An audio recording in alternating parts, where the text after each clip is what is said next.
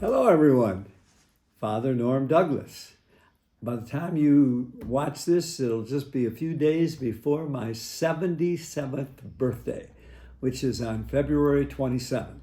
I was born in Los Angeles, California in 1947 and came here to Ohio in 1951. Ended up growing here in Akron, and a great gift. You know, people often ask me now, they'll ask me things like, well, you could retire. Don't Catholic priests retire at 75? I said, oh, yeah. I said, and many do, although they'll still help out. They may not be a pastor where they're in charge of administration and finances, but they'll help out. I've had Father Dave do that here.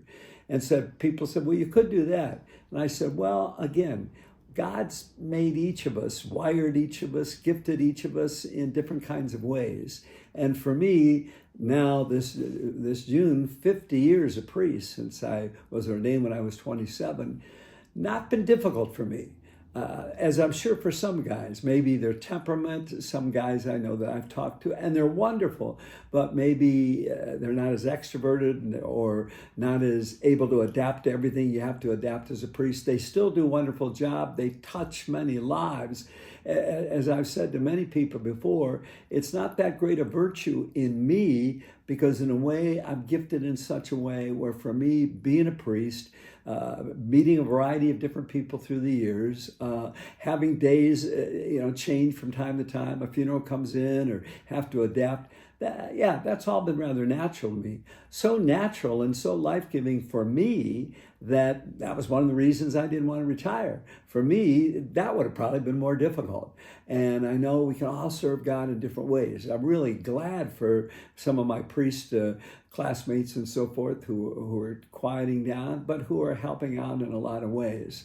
But I did pray about it and thought about it and really recognized this isn't so much about me, because I need some humble doses sometime, but it's how God created me. And maybe the good thing with how God creates each of us is how we cooperate with the way we're created. And God uses the gifts we have to do the ministry or work that we do. As I look at that, a few other things come to mind. When I was 27, I remember talking to my spiritual director then, Father Tom Dunphy, who was, he was almost in his 50s at the time, but we talked about ministry and he was still so enthusiastic. And he said, Norm, remember this. Think of it that each day, whether you were a priest or whatever, each day is a gift. Each day is not repeatable.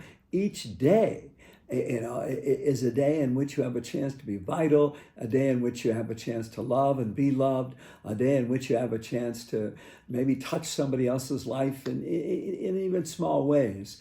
And that was his point that stayed with me, because sometimes people will look back at their life. I've known people and have regrets. Well, I wish I would have been more vital when I was younger. I wish I would have treasured the gift of each day, and for me, I've been able to do that. And that makes a difference, because people will say, well, you're 77, you probably don't have that many more years. I'm not morbid about that thought, whatever it is.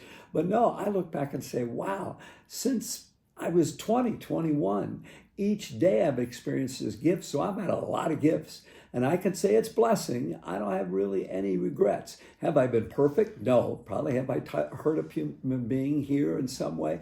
Yes. But overall, just the goodness that each day is blessing, a God-given blessing. And I've had many of them.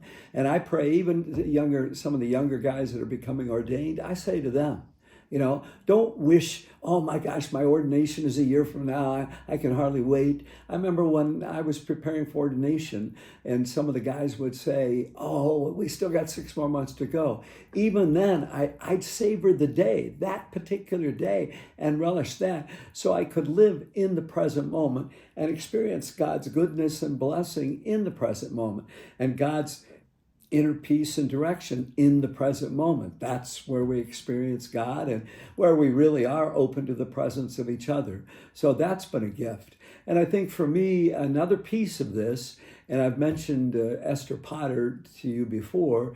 I met her when she was 97. She lived to be over 100. And that's a number of years ago when I was only 37. She was 6 years older than me.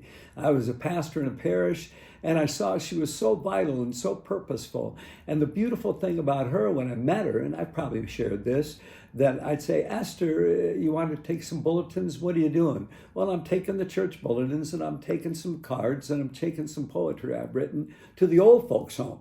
I thought, Esther, you're 97. They could be your kids. But she had such a sense of purpose and vitality. She'd had kind of a hard time in life years ago. Her husband had left her. She had an adult child who died. But again, she lived with such a sense of purpose. Not only today matters, but today matters because of how we might touch another life today.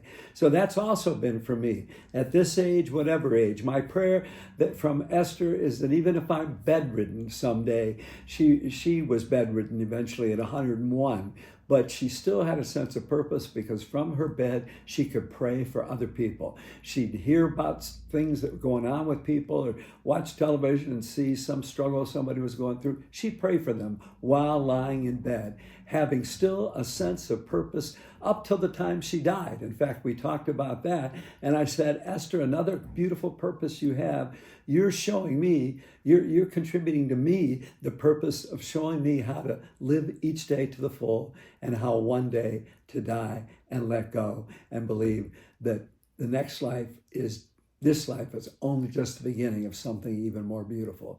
So that's my wisdom for the day, coming from a lot of other people. God bless you in your day and the gift of every day and every relationship.